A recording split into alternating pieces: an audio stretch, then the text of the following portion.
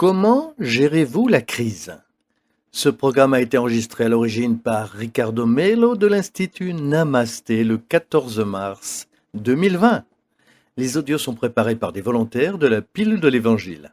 Notre équipe de collaborateurs a toujours besoin d'aide. Soyez vous aussi volontaires dans notre cause.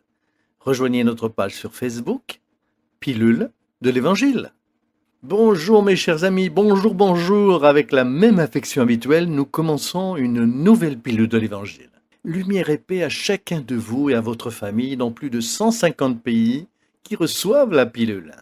Aujourd'hui, je voudrais vous parler des événements de ces derniers jours où la planète entière s'est mise à réfléchir sur la question du coronavirus et les confinements. Je veux parler d'un autre prisme de raisonnement. Nous l'avons fait hier et avant-hier. Mais je pense qu'il est toujours pertinent de parler de certaines questions. Plus précisément, aujourd'hui, nous parlerons des crises. On a beaucoup parlé de la crise économique que le coronavirus a provoquée, par exemple, au Brésil. Même ceux qui ne comprennent pas davantage sur ce sujet doivent au moins avoir vu les journaux, la télévision, Internet, que la bourse de valeur a fondu en une semaine.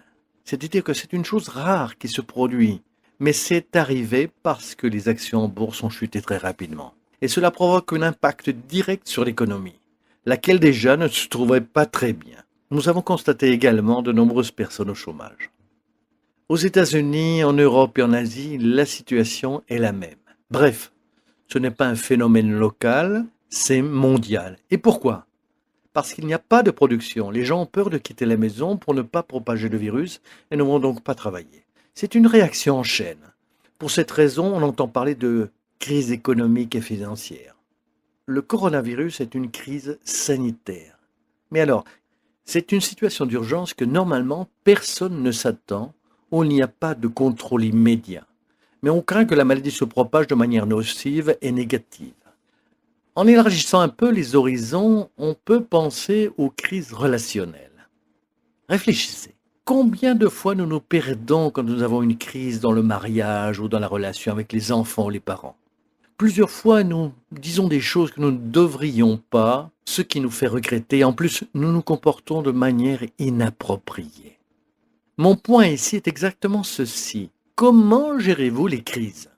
La crise est sans aucun doute une situation inconfortable pour quiconque. C'est inconfortable pour l'esprit, ce qui devient plus compliqué d'un point de vue évolutif. C'est aussi un défi pour un esprit éclairé.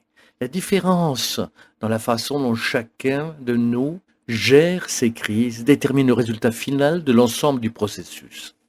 Les gens qui sont équilibrés en harmonie n'augmentent pas les crises, ni le pouvoir qu'elles apportent, car ces personnes apportent légèreté et sérénité à certains environnements.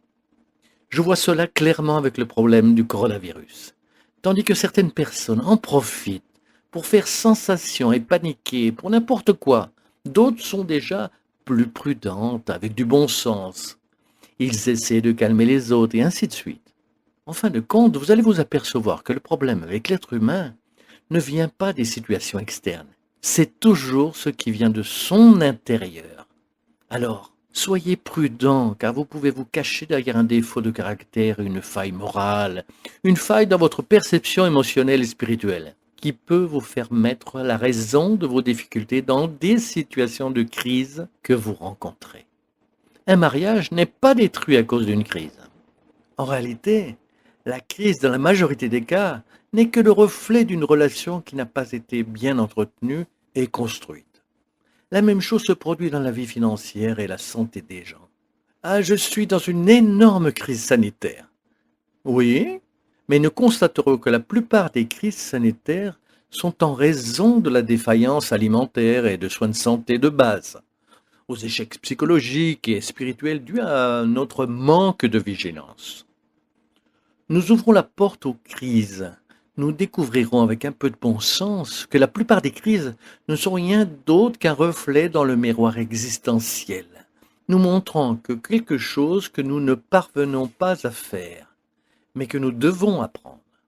C'est pourquoi le coronavirus est un processus mondial et montre plusieurs habitudes que nous devons revoir, même pour la façon dont cela s'est produit à l'origine en Chine, pour des questions alimentaires du peuple chinois.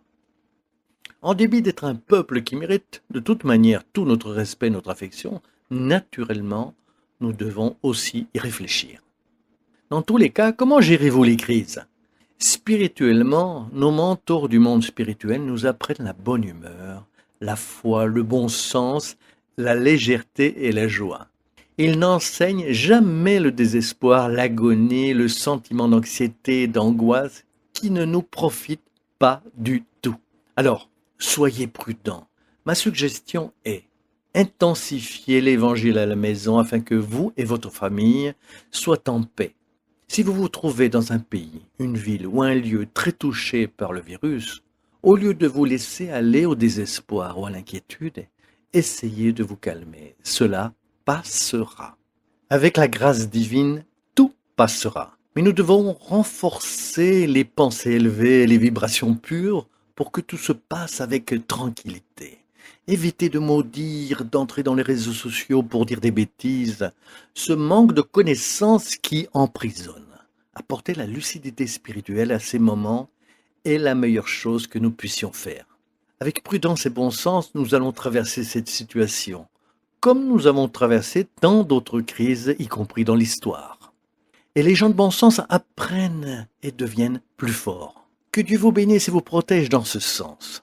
Pour les intéressés, j'ai une invitation en ce qui concerne les crises. Comme il y a un grand impact dans notre espace économique et financier, nous ferons une conférence spécifique sur ce sujet. Nous sommes dans la semaine de l'immunité financière, de nombreuses vidéos seront partagées et ainsi, grâce à Dieu, beaucoup de gens pourront en bénéficier. Je vais parler exactement de la façon de gérer les crises financières en période de coronavirus.